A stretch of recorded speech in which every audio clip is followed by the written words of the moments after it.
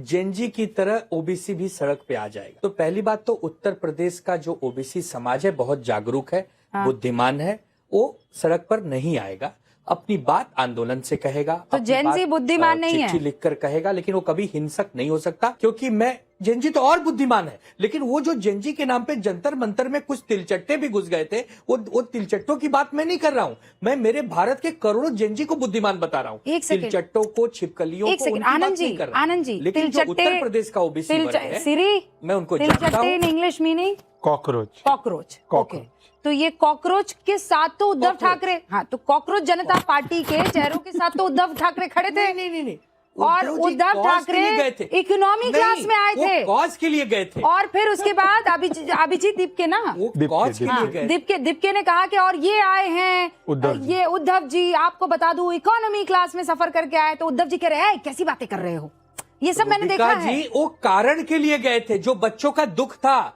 उनको समर्थन करने गए थे। झारखंड गए थे क्या? झारखंड नहीं होने चाहिए उस कॉज के लिए वाले गए बच्चे थे। के दुख, लेकिन उस कॉज में अगर कुछ तिलचट्टे मिलचट्टे, अरे तो वो, अरे तब भी वो तिलचट्टे ही थे। हम तो सिर्फ देश की बात कर सकते। अरे नहीं आनंद जी, कुछ ठीक तो नहीं लग रहा है मुझे। अरे हमें क्या पता, नहीं हमें नहीं पता। एक तो मैं दिमागी नक्सल नहीं हूँ रूबिका जी, मैं दिमागी सनातनी हूँ, मैं दिमागी हिंदू हूँ, मैं दिमागी देशभक्त हूँ, तो मुझे क्या लेना देना इन तिलचट्टे और नक्सलियों से। उद्धव जी तो तिलचट्टों के साथ है ना, आप तिलचट्टों के साथ नहीं हो। उद्धव जी के साथ नहीं है ना, आप समझ नहीं पा रही है क्या? आप उद्धव जी के साथ नहीं है?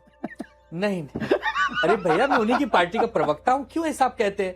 मेरे नेता कॉज के लिए गए थे, कारण शहजाद अपनी दुकान तो बंद कराओ, मेरी भी बंद करा के मानोगे? क्यों ऐसा करते हो? मैं आपको इक्वेशन समझाता हूँ, मैं इक्वेशन समझाऊँ क्या आपको? मुझे भी राजनीतिक विश्लेषक बना के मानोगे? मैं इक्वेशन समझाता। आनंद जी सुनो, मैं पार्टी में नहीं हूँ पर मैं पार्टी के विचार के साथ हूँ। वो पार्टी में है पर वो पार्टी के विचार के साथ नहीं है। आप समझे? नहीं समझे ना? नहीं, पर वो पार्टी में है पर पार्टी के विचार के साथ नहीं है। मैं पार्टी में नहीं हूँ, मैं पार्टी के विचार के साथ हूँ।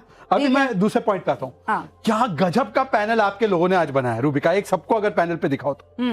पहले वाले वो है उद्धव जी के, जो बाला साहब ठाकरे कास्ट सेंसस के सख्त खिलाफ, हिंदू एकता की बात अगर किसने की तो स्वर्गीय बाला साहब ठाकरे जी ने की।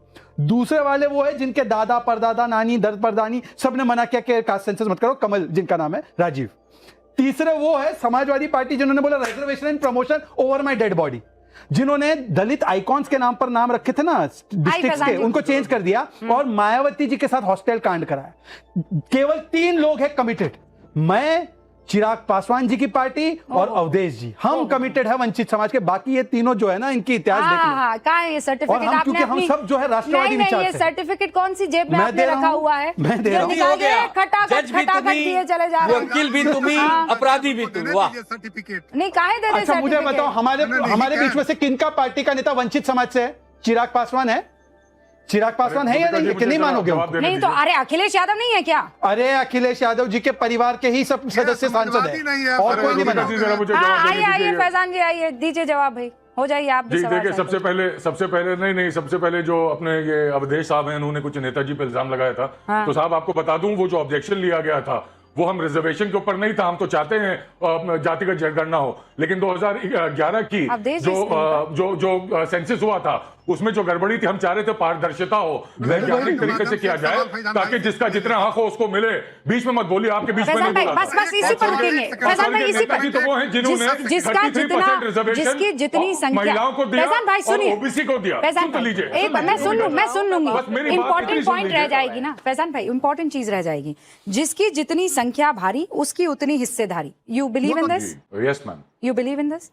यादव उत्तर प्रदेश में कितने हैं और मुसलमान कितने हैं? जातिगत जनगणना कराइए ना तो पता चलेगा। जनगणना वही कम कहने करा दीजिए। मोटा-मोटी बताइए। मुझे ऐसे नहीं पता मैडम, मैं कैसे कोई बीजेपी छोड़ी हूँ, शहजाद छोड़ी हूँ, जो कुछ भी फैजान भाई मोटा-मोटी तो बता सकते हैं। यादव ज्यादा है या मुसलमान ज्यादा है उत्तर प्रदेश? मैं चाहता हूँ आप जनगणना कराइए तो पता चले। फैजान भाई रुकिए, जिसकी जितनी संख्या भारी उतनी उसकी हिस्सेदारी। अब बताया जा रहा है 10% मुसलमान है अभी तक, ठीक है, 10% यादव है और 19 या 20% मुसलमान है। तो फिर सीएम किसे होना चाहिए? यादव को होना चाहिए कि मुसलमान को? जिसकी जितनी संख्या भारी उसकी उतनी हिस्सेदारी। मैं दे देता हूँ। हाँ। सीएम उत्तर प्रदेश का वो होगा जो समाजवादी से पहले तो होगा।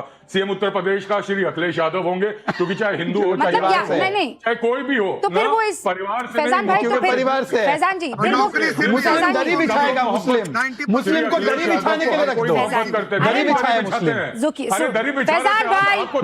फैजान भाई, मैं अरे आपने तो कहा कि अखिलेश यादव से सब मोहब्बत करते हैं। मैं 3 बार कह देती हूँ कि अखिलेश यादव से पूरा उत्तर प्रदेश मोहब्बत करता है, अखिलेश यादव से पूरा उत्तर प्रदेश मोहब्बत करता है। एक और बार रिपीट कर देती हूँ, अखिलेश यादव से पूरा उत्तर प्रदेश मोहब्बत करता है, ठीक है। लेकिन मुझे ये बताइए कि जिसकी जितनी संख्या भारी उसकी उतनी हिस्सेदारी में ये कैसे फिट बैठेगा कि 20% तो मुसलमान है, 10% यादव है, लेकिन यादव मुख्यमंत्री बनेगा तो वो 20% मुसलमान क्या करेगा?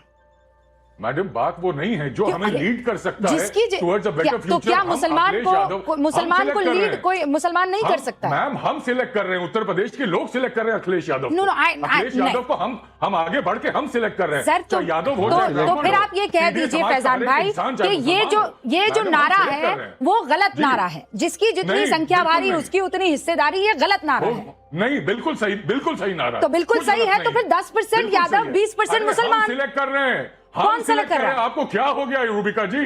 अगर हम सब यहाँ बैठ के कहें कि Rubika is the best journalist in times now और अक्रॉस, तो देन आई विल से, तो फिर वो संख्या हमने सेलेक्ट किया। नहीं तो फैजान भाई, फिर मैं ये कहूंगी, फैजान भाई फिर मैं ये कहूंगी कि ये नारा फिर गलत है। ढकोसला, फिर ये नारा ढकोसला है। इस नारे के पीछे हमें नहीं छिपना चाहिए। ढकोसला बोल रहा है, आप सुन लीजिए ढकोसला कौन बोल रहा है। ये आदमी जो बेचारे, अरे भाई, बहन जी के साथ क्या किया आपने? आप बता रहे हो आप बहन जी के साथ क्या किया था? के बारे में क्या आप शब्द बोल रहे हैं? बताऊं, बोला तक नहीं जाएगा। आपकी पार्टी फैजान भाई, अब आपकी एक्स हो गई ना। मैं तो कोई पार्टी में नहीं हूँ।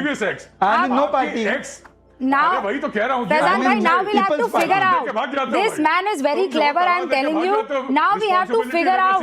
क्योंकि ये तो बार-बार कह देंगे कि बीजेपी से तो मेरा कोई लेना देना ही नहीं है। मैं रूबिका की पार्टी से हूँ। अच्छा, ऑल राइट सर, सुनिए ना, मुझे बार-बार कहा जा रहा है कि वक्त की कमी है। हालांकि आज डिबेट में सच में बहुत आनंद आया। पंकज जी, धीरेन्द्र जी, शहजाद पूनावाला, आनंद जी, फैजान भाई, first time, but it was amazing to have you on the panel. और अवधेश जी, थैंक यू, आपने वो त्रुटि ठीक कर दी, वरना फैक्चुअल मामले में गलत गड़बड़ हो जाती।